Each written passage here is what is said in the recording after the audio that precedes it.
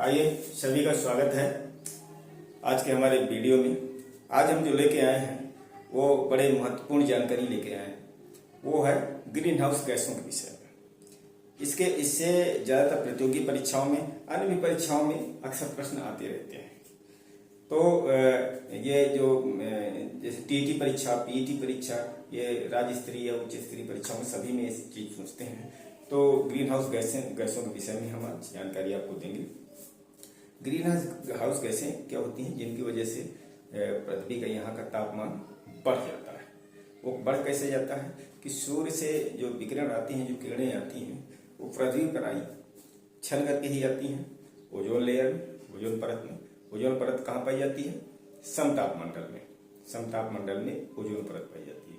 ये भी प्रश्न अक्सर पूछा जाता है। तो वहां से छल करके आई और इसके बाद पृथ्वी पर आती है। पृथ्वी में उसकी जो ऊष्मा होती है, हीट जो होती है, कुछ मात्रा में सोख ली जाती है और अन्य चीजें अपना पेड़ पौधों में भी अपना वो जो क्रियाकलाप, जो जैविक क्रियाएं चलती हैं, वो भी अपना संपन्न होती है।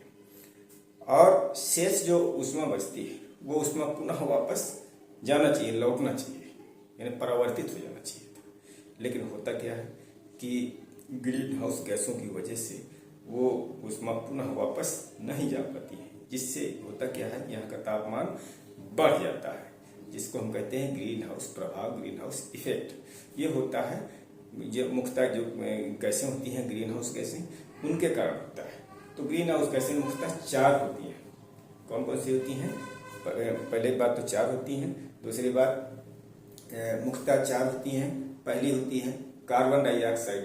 कार्बन डाइऑक्साइड जो होती है सबसे अधिक मात्रा में पाई जाने वाली हमारी ग्रीन हाउस गैस है, जो 55% पाई जाती है, यानी 55% कार्बन डाइऑक्साइड गैस पाई जाती है। इसके अलावा दूसरे नंबर पर है हमारी क्लोरोफ्लोरोकार्बन। ये देखिए इस टाइप लगता है, खत्म हो गई। क्लोरोफ्लोरोकार्बन CFC, ये भी बहुत ही ग्रीन हाउस गैस जो है ना, तो जो मात्रा दूसरे नंबर की गैस है जो अधिक मात्रा में पाई जाती है।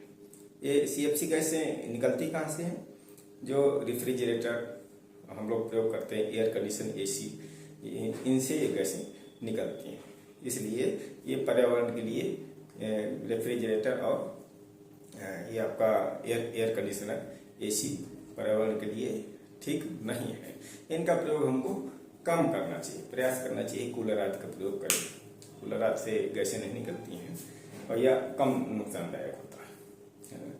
तो क्योंकि प्रौद्योगिकी क्षेत्र में भाई उनका कुछ लाभ है, अगर लाभ अधिक है तो कुछ नुकसान भी है।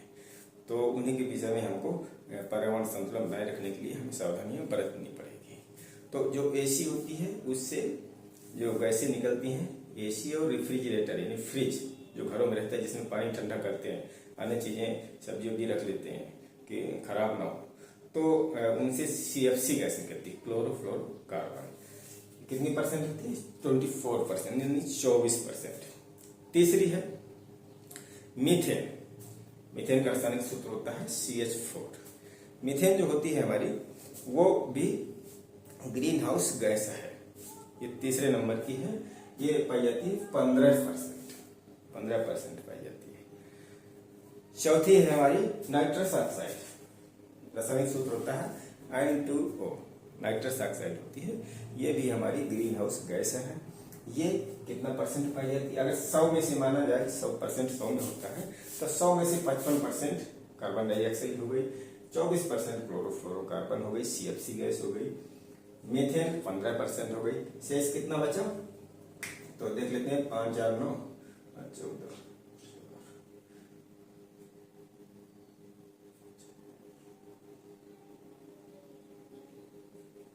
6, 7, 8, 9, 94, यानी 6%।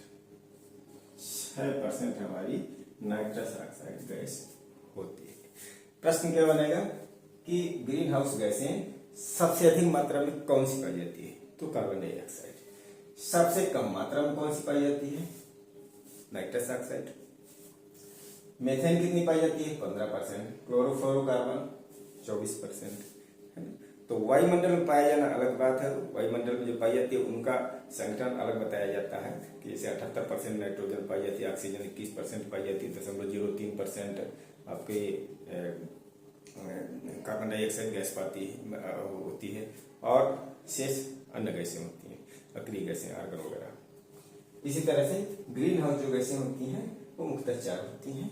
सबसे अधिक वाली 55% कार्बन डाइऑक्साइड, दूसरे नंबर की है हमारी क्लोरोफ्लोरोकार्बन 24%, तीसरे नंबर है मीथेन 15%, और चौथा है नाइट्रस ऑक्साइड 6%।